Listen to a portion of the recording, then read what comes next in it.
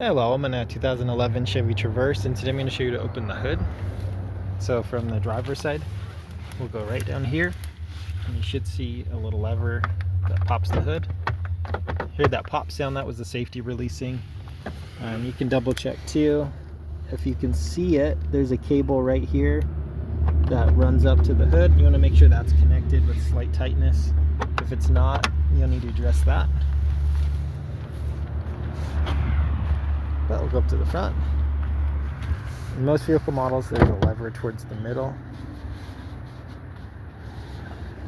This one, it's right here.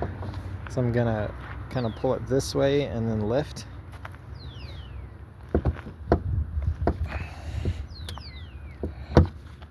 Try with this hand. There we go.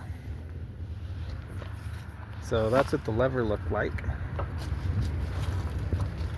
Make sure this is all clean, no debris or anything stuck in here. If it's really tight, you might need to spray some WD-40 to loosen this up. Fortunately, it's got this nice little hydraulic to hold up the hood, but this is where it was hooked onto right here.